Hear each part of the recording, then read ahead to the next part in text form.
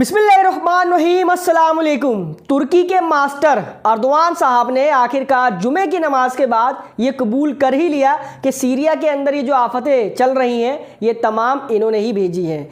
Erdogan साहब ने अपने इंटरव्यू में आगे चलते हुए डिटेल में कहा कि अलेप्पो, इदलिब, हामा, होम्स और ऑफ कोर्स दमिश्क, हम ये उम्मीद करते हैं कि ये तमाम जगह बिना किसी एक्सीडेंट के फतह हो जाएंगी। देखिए, अभी तक तो हम और आप ये डिस्कस कर रहे थे कि इसके पीछे अर्दोआन है, उसके पीछे इजराइल है, इसके पीछे अमेरिका है, लेकिन अर्दोआन साहब ने अपनी स्पीच के दौरान ये जो हम वर्ड यूज़ किया है, इससे सारी चीज़ें क्लियर हो चुकी हैं कि तुर्की, अमेरिका, इजराइल और बाकी के कुछ अरब देश जैसे कि सऊदी अरेबिया और कतर, इनका नाम क्लियर तौर पर सामने आ रहा है कि ये तमाम के तमाम एक तरफ होकर इन सारे रेबेलियन ग्रुप्स को सपोर्ट कर रहे हैं असद रजीम के खिलाफ। आगे अर्दोआन साहब ने अपनी स्पीच में, अपने इंटरव्यू में ये भी कहा कि हमने असद रजीम से यानी बशर अल असद से कई बार कांटेक्ट करने की कोशिश की। अब देखो, इस रिपोर्ट के बारे में तो मैं भी आपको जानकारी दे चुका हूं। यहां पर अर्दोआन साहब कहीं ना कहीं सही है।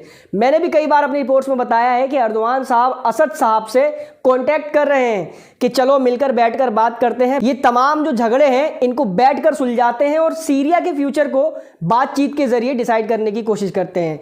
लेकिन असद की तरफ से किसी भी तरीके का रिप्लाई नहीं आया और नतीजा अब आपके सामने है। उधर हामा पर कब्जा करने के बाद रेबेलियंस की पूरी फौज अब होम्स पर हमलावर हो चुकी है और होम्स में भी दाखिल हो चुकी है। सोशल मीडिया से मिली जानकारी के मुताबिक असद की जो आर्मी है होम्स के अंदर, वो तमाम वहां से फरार होने की तैयारी में है और कुछ फरार हो चुके हैं। लेकिन सीरिया की डिफेंस मिनिस्ट्री ने इसको डिनाई करते हुए कहा है कि नहीं, वहां पर अभी भी हमारी आर्मी मौजूद है, बल्कि उनकी तादाद में और ज्यादा इजाफा कर दिया गया है।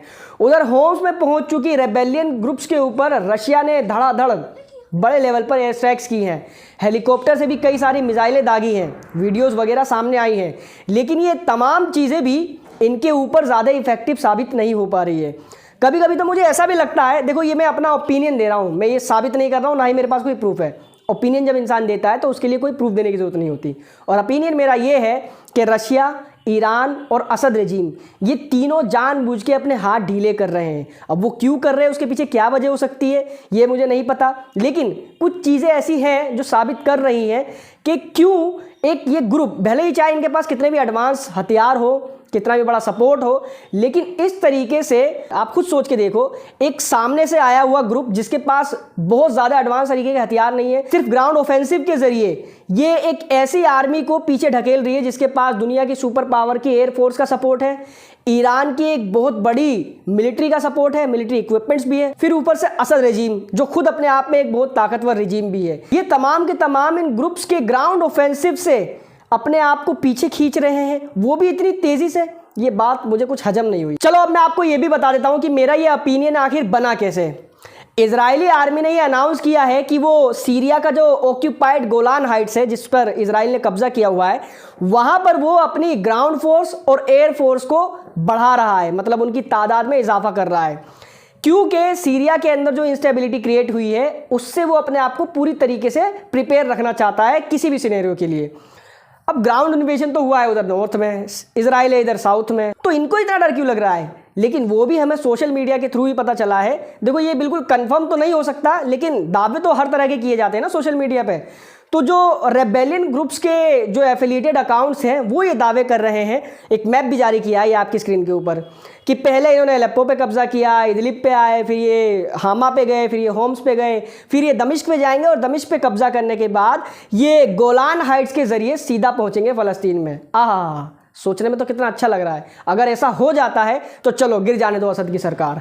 उधर ईरान की तरफ से ये खबरें आ रही हैं कि वो अपनी मिसाइल्स और ड्रोन्स टेक्नोलॉजी के साथ साथ अपनी ऑफिशियल आर्मी के साथ अपनी प्रोक्सीज यानी रेसिस्टेंस की आर्मी को सीरिया के अंदर भेज रहा है। वो बंदे तुर्की से चल के अलेप्पो में घुसे, इदलिब में घुसे, हामा में घुसे, अब होम्स में घुस गए हैं, लेकिन ईरान की जो प्रोक्सीज की आर्मी है वो अभी तक इनसे फेस टू फेस नहीं हो पाई है। ये बात भी कुछ हजम हुई आपको? लेकिन अगर ईरान के रेसिस्टेंस ग्रुप्स, ईरान की ऑफिशियल आर्मी और ये जितने भी रेबेलियन ग्रुप्स हैं, इन तमाम का आमना सामना हो जाता है तो सीरिया के अंदर जो इंस्टेबिलिटी है ये और बड़े लेवल पर बढ़ेगी। दोनों तरफ का नुकसान होगा और इसका सीधा फायदा मिलेगा इजराइल और अमेरिका को। और मेरे ख्याल से मुझे ऐसा लगता है कि रशिया और ईरान इसी वजह से अपने हाथ थोड़े से ढीले छोड़ भी रहे हैं। उधर सीरिया की राजधानी दमिश्क, जहां पर असद रेजिम का स्ट्रॉन्ग होल्ड है, वहीं पर एक एक्सप्लोजन सुनाई दिया है। अब दावे ये किए जा रहे हैं कई रिपोर्ट्स के द्वारा कि ये फ्री सीरियन आर्मी ने हमला किया है। उधर जॉर्डन ने भी सीरिया से लगा हुआ इकलौता बॉर्डर क्रॉसिंग, जिससे आम लोग से लेकर पैसेंजर गाड़ियां वगैरह जो ट्रांसपोर्टेशन का सामान होता था, इन तमाम चीज़ों के लिए वो था, उसको भी क्लोज कर दिया है, ये कहते हुए कि किसी आम ग्रुप्स ने वहाँ पर फायरिंग की है। मतलब पूरे सीरिया के अंदर इधर उधर हर जगह पर जैसे मान लो सबके हाथों में बंदूक आ गई है और सारे बंदूक लेके गलियों में निकल चुके हैं। कोई किसी पर फायरिंग कर रहा है, कोई कहीं पर बम गिरा रहा है। उधर नॉर्थ ईस्टर्न सीरिया के दायर जोर पर यूएस बैक्ड कुर्द लड़ाकों ने भी कब्जा कर लिया है। एक वीडियो पब्लिश हुई है, एग्जैक्ट वही की है, या सोशल मीडिया पे बहुत सारी फेक वीडियोस भी वायरल होती हैं, लेकिन कहा यह जा रहा है कि वहां से ईरानियन बैक्ड आर्मीज ने विड्रॉ कर लिया है और कुर्द्स ने वहां पर कब्जा कर लिया है। अब हिजबुल्लाह के चीफ हसन नसरल्लाह की एक स्पीच वायरल हो रही है, जिसमें वो कहते हुए दिखाई दे रहे हैं कि अगर सीरिया फॉल होता है, यानी असद रजीम गिरती है, तो फ़लस्तीन की मदद करने वाला कोई नहीं रहेगा। वो इसलिए क्योंकि सीरिया एक बहुत बड़ा सोर्स ऑफ वेपन था। जो ईरान हिजबुल्लाह को हथियार वगैरह भेजा करता था, वो सीरिया के रूट से आया करते थे। वो इसलिए क्योंकि सीरिया एक प्रो ईरानियन गवर्नमेंट के अंडर में थी। अब अगर इनकी सरकार आ जाती है या इनका कब्जा हो जाता है दमिश्क के ऊपर, तो हालात क्या होंगे ये तो वक्त ही बताएगा। कुछ जो प्रो तुर्किश लोग हैं सोशल मीडिया के ऊपर, वो तो ये कह रहे हैं कि जी बस देखते जाओ, ये तो अभी शुरुआत हुई है, पहले सीरिया में शरिया लागू होगा, फिर उसके बाद सीधा इजराइल में शरिया लागू करेंगे ये, जबकि इजराइल की मदद से ही ये लड़ रहे हैं। तुर्की ने एक ऐसा काम कर दिया है कि पूरी दुनिया के जो मुसलमान हैं वो दो भागों में बढ़ चुके हैं, और कई मुसलमान तो ऐसे हैं जनाब हमारे भाई साहब, उन्हें यही नहीं पता कि जो हम बोल रहे हैं, चाहे किसी के अगेंस्ट में या किसी के सपोर्ट में, उसकी वजह से हमारा ईमान भी खारिज हो सकता है। भाई साहब कम से कम अपने ईमान की तो हिफाजत करो। मैं अपनी वीडियोस के कमेंट में देखता हूं और दूसरों की वीडियो के भी कमेंट में मैं देख रहा हूं, ऐसी ऐसी बातें बोली जा रही हैं कि बस यही है सबसे बड़े मुल्ला जी, फतवा इन्हीं का सुनो, जो ये कह रहे हैं वही ठीक है। तो भाई आप तमाम लोगों से गुजारिश बस यही है कि चाहे आप किसी के खिलाफ हो या आप किसी के सपोर्ट में हो, कम से कम अपने ईमान की हिफाजत कर लो। खैर इस वीडियो फिलहाल इतना था, इस वीडियो को शेयर करें। Thank you so much for joining.